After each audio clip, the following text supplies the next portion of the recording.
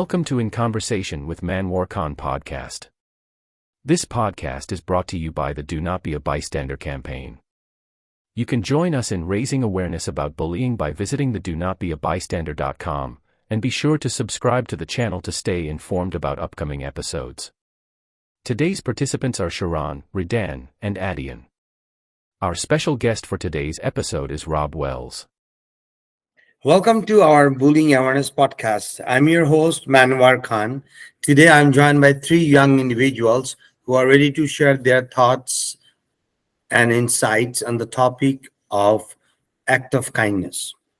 They all have the same goal, eliminating bullying at school and communities. Today's participants are Ridan, Shahran, and Adian. And thank you, Ridan, Shahran, and Adian, for joining us today. Before I continue, I would like to introduce our special guest for today's podcast, Rob Wells. Rob will shed some lights on this topic. He will listen to you guys and give you advice and feedback and tips. I would like to talk a little bit about Rob.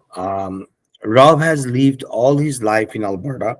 He works for justice through his activism work, usually as a lone protester, never doubting the power of one. Thank you, Rob, for joining us today. Now that we have introduced our participants and guests, let's get started with the question. My first question is for Ridan. So when it comes to understanding the act of kindness, it is important to explore the meaning and in the impact. So tell me, Ridan, how would you define act of kindness? According to you, what is act of kindness? And can you share a recent act of kindness that you have experienced? An act of kindness is that someone says something or helps you when you are not expecting it. An example is that your classmate helps you even when you're not expecting it. An act of kindness I've witnessed is that at school, one of my classmates wanted equipment, but he didn't have any. Soon, another classmate said we could set equipment together. All right. So exactly, that's an example. Wonderful, great. So you do understand an act of kindness, then, right?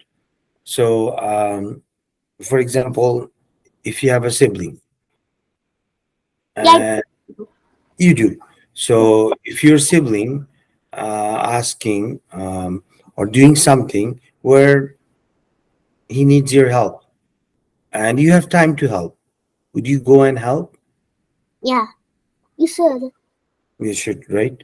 So if friend need help, if you have time to help, would you help? Yeah. Those are okay. Excellent. Great. Thank you. Great answer. Wonderful answer. My next question is for Sharon. Act of kindness hold significant importance in our lives and society as a whole. So, why do you think act of kindness are important? Well, first of all, acts of kindness are important because they promote well being, build relationships, improve mental health, spread positivity. Acts of kindness foster empathy and contribute to creating a better world. When we perform kind deeds, it to create, often inspires others to do the same. Kindness has the power to create a positive chain reaction, where one act of kindness leads to multiple others. A kind, a kind word, a supportive gesture, or even a helping hand can brighten someone's day, provide comfort, or even change the course of their life. Wow, I really love your answer. What you just said, that is the ripple effect. Yes, if you do something, act of kindness, it might have a ripple effect. People will be inspired and maybe they will do the same thing, right? Excellent. Thank you so much, Sharon, for your answer. You're welcome. So when it comes to showing kindness, there are con- uh, countless, I would say, creative ways to do that, different ways. So, my question for Adyan is, what are some creative or unique ways to show kindness to others? Give some examples. Okay, so random acts of kindness. Perform small, unexpected acts of kindness for strangers or friends. Pay for someone's coffee. Hold the door open. Offer a genuine compliment. Or help someone carry the groceries. You could volunteer in your community, help out a local shelter, and donate to food banks. You can engage in meaningful conversations with others by actively listening and asking thoughtful questions. Lastly, you could also teach someone your skills or knowledge. It could be teaching a hobby or assisting with a task. All right. Anything else? No. All right. Wonderful. Great examples. Excellent. Anybody has any questions? Anything else wants to add here? Right. So I would like to now invite Rob. Rob, please feel free to jump in and share your thoughts about their comments and responses and insights. Those are some good responses we heard today from them. Thank you for the opportunity. There's so many different examples of acts of kindness that just cannot list them. But I think it's important to look at the big picture and realize that we all have a need to feel included and we feel need to be connected to other people. So when you see someone who's feeling isolated for whatever reason, that you can do steps to reach out to make them feel included, to make them feel part of your group, to maybe sit at the isolated person at their lunch counter and say, "How are you today?" Or say kind words, maybe a pat on the shoulder. You can, someone who's being bullied and isolated, you can show them they are not alone, that you have their back. And that's the greatest kindness you can give to people. Excellent. Any questions for Rob? Me. Sure, Sharon. So like what if like the isolated person they just want to be isolated and don't like want anyone else? I don't think anyone really wants to be isolated. They may be afraid to connect with people because they might get more abuse.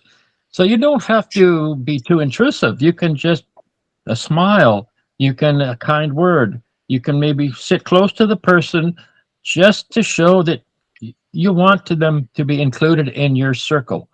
So those are a lot of things that you can make with your own judgment. Is you just small steps that you can show the connection with someone else, so you know they will know that they're not alone.